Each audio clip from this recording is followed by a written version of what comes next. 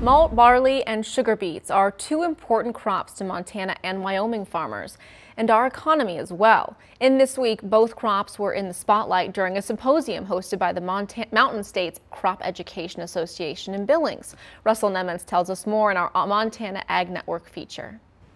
For generations now, Montana and Wyoming farmers have raised malt, barley, and sugar beets.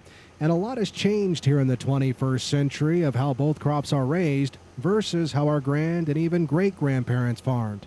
That's why organizers of the Montana and Wyoming Malt, Barley, and Sugar Beet Symposium, like Neil Farringer, put so much time in providing relevant topics. You know, we're looking at no-till farming in sugar beets when people thought that was not a possibility, that you had to plow the ground, make it smooth, and like a tabletop in order to plant those sugar beets, and that's not true.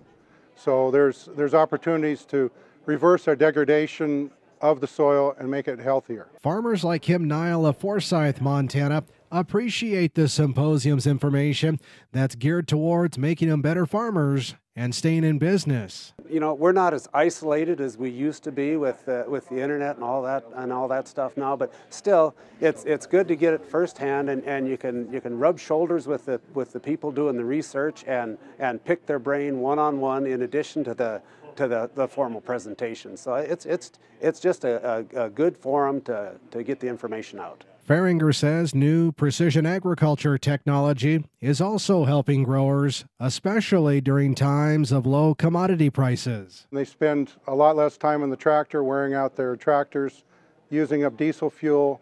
It improves the soil health. And so if maybe we're not generating any more gross revenue, but if we can cut our costs, then the net is better. So that's what they're embracing, is ways to survive. And at the end of the day, Niall says the symposium passes along a lot of useful information that supports their way of life. We're all looking to make our farms better. We're looking to make them be here forever, and we're looking to make a little money while we're at it, because we all like to goof off a little bit too. So it's symposiums like this where malt, barley, and sugar beet growers from across our entire region can come together and hear about the latest issues that are impacting their industry, and of course learn about some of that new and exciting technology that hopefully in the end will allow them to become more profitable and stay in business. In Billings, Russell Nemitz, MTN News. The very first malt, barley, and sugar beet symposium dates back to the early 1990s. And stick around.